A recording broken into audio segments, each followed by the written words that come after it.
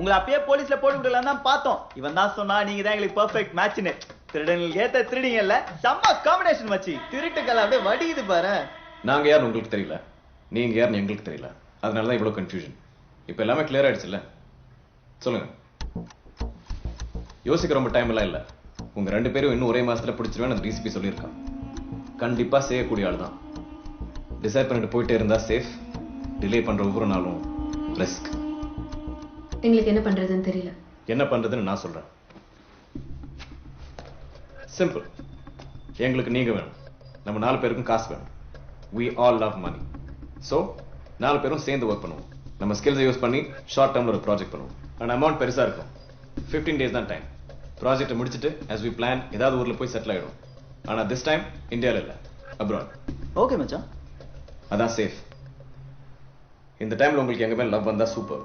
அப்படி இல்லைன்னா ஓகே, நாங்க உங்களை ஃபோர்ஸ் பண்ண மாட்டோம். அடிக்கிற பணத்தை ஈக்குவலா ஷேர் பண்ணிட்டு நாங்க போயிடுவோம். என்ன சொல்றீங்க?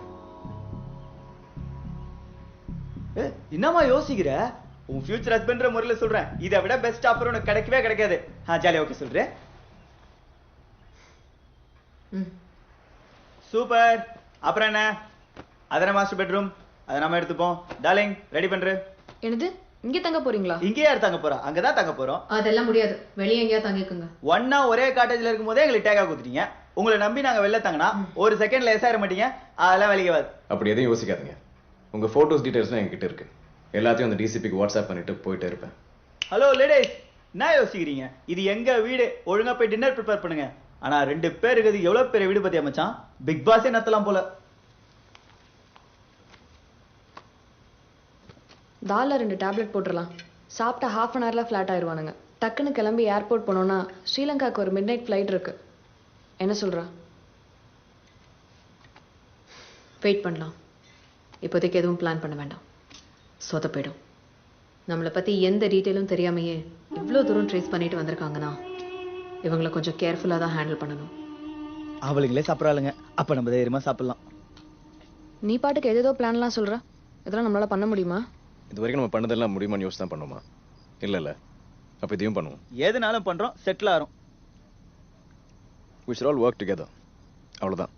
எங்களுக்கு டெக்னிக்கலா திருட தெரியும், உங்களுக்கு யாரா இருந்தாலும் ஈஸியா கவுக்க தெரியும். இது ரெண்டும் ஒண்ணா சேர்த்து பண்ணுவோம். அப்பதான் ஷார்ட் டேர்ம்ல பெரிய அமௌண்ட் அடிக்க முடியும்.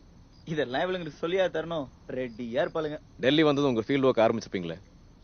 Anything useful? இவன் பேரு மாலிக், வயசு 42, டைமண்ட் மர்ச்சன்ட். கோல்ஃப் கோர்ட்ல என்கிட்ட ஃப்ளர்ட் பண்ண ட்ரை பண்ணான். பிளான் பண்ணா இவன் கிட்ட இருந்து எப்படியும் ஒரு 15 லட்சம் வரைக்கும் அடிக்கலாம். 20 days போதும். இவன் கௌரவ், ஃபிலிம் ஃபைனான்சர் பையன். டான்ஸ் கிளாஸ்ல என்ன பார்க்கறான். சின்ன பையன் தான். 10 நாள்ல கம்சே கம் 10 லட்சம் பார்க்கலாம். இவன் என்ன ஜிம்ல பார்க்கறான். பேரு சன்னி, ஏதோ மினிஸ்டர் பினாமி பையன். 15 daysல we can loot 5 to 10 lakhs. Suraj Mehta, business man. Meditation கிளாஸ்ல என்ன பார்க்கறான். என் மேல ஒரு க்ரஷ் இருக்கு. இவங்கிட்ட எவ்வளவு வேணா அடிக்கலாம். டெல்லி வந்து இந்த ஃபியூ டேஸ்ல இவங்க 4 பேர் தான் லிஸ்ட்ல இருக்காங்க. we have a few more options. ஆனா ப்ராப்பரா ட்ராப் பண்ணணும்னா we need at least a month. அதுக்கு டைம் இல்லை.